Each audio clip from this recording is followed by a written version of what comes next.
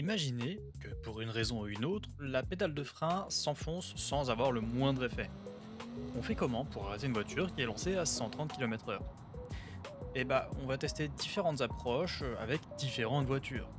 On commence donc avec une automatique moderne sur laquelle on peut sélectionner les vitesses. Et évidemment, on va rétrograder progressivement. On va éviter de la faire monter dans les tours pour rien et on va essayer de faire en sorte qu'elle arrive à s'arrêter. Bon, le problème c'est que ça reste une automatique, donc elle va continuer d'avancer. Bon, une fois qu'on est au plus bas, globalement tout ce qui nous reste à faire c'est tirer le frein à main. Parce que après tout, le frein à main c'est pas du tout pareil que les freins normaux.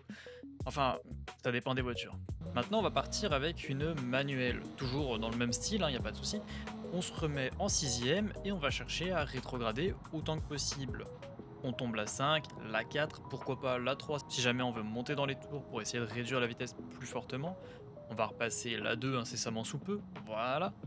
Et on va terminer par passer la première, puis complètement relâcher l'accélérateur et mettre son pied sur l'embrayage, parce que sinon ce serait un petit peu con de caler. Évidemment, on n'oublie pas de tirer le frein à main, et si on ne met pas le pied sur l'embrayage, on est à deux doigts de caler, ce serait quand même dommage. Maintenant, on va tester une approche un petit peu différente, de nouveau avec une automatique. Oui, le jeu a tendance à freeze, et c'est de ma faute, j'avais lancé autre chose à côté et j'ai oublié de le couper. On va gentiment laisser la voiture redescendre. On va évidemment se mettre en warning, faut pas oublier, ce serait un petit peu dommage. Et si on essaie de tirer le frein à main, le problème c'est qu'on va juste tirer tout debout. Et on va avoir tendance à glisser. Et c'est pas forcément l'idéal, surtout sur l'autoroute, où il y a quand même généralement pas mal de monde. Donc vous pouvez toujours le faire, mais c'est pas une bonne idée. Ensuite, on va passer à une autre approche, toujours avec la même voiture, où le but sera de d'abord tomber en neutre, puis pourquoi pas de se mettre sur le P. Mais le problème, c'est que le P, c'est une voiture automatique, c'est très léger. Donc globalement, se mettre dessus, ça servira à rien. De toute manière, c'est comme si vous vous mettiez en neutre. Enfin, non, vous aurez un petit peu plus de frein. Si vous avez plus de freins normaux, vous pouvez juste dire au revoir à la voiture. Petit bonus, on fait comment avec un gros camion américain?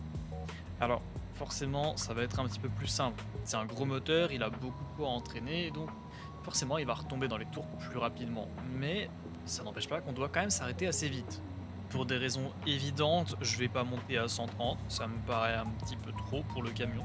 Et donc à la rigueur, ce qu'on peut faire, c'est tirer le petit bouton du frein à main, pourquoi pas celui de la remorque aussi, si jamais vous avez une remorque, et on va augmenter la puissance du frein moteur, pas comme ce que j'étais en train de faire là. En général, vous allez entendre un gros tac tac tac tac tac tac tac tac tac. C'est normal, c'est que ça freine, ça marche. Et après ça, tout ce qu'il vous reste à faire, c'est tirer le frein à main pour éviter de continuer d'avancer. Et voilà, on est arrêté avec un camion. Bon, avec une supercar moderne, comment on fait?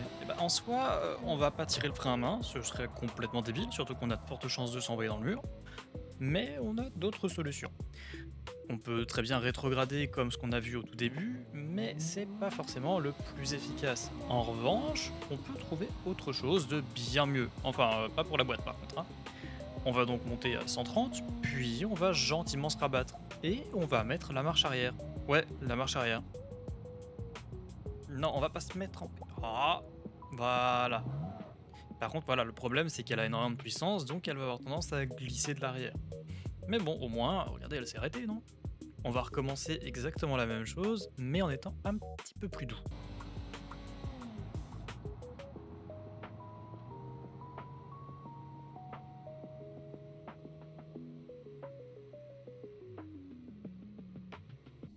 Bon, globalement, si on essaye de faire ça avec une manuelle, ça va être un petit peu plus compliqué.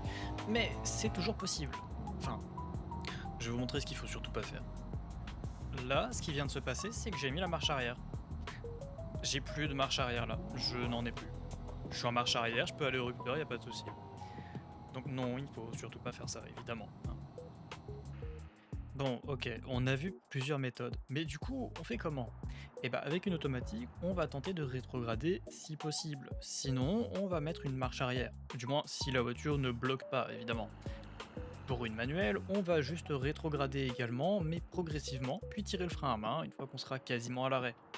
Et pour un gros camion américain, on va simplement utiliser le frein moteur, c'est ce qu'il y a de plus fiable.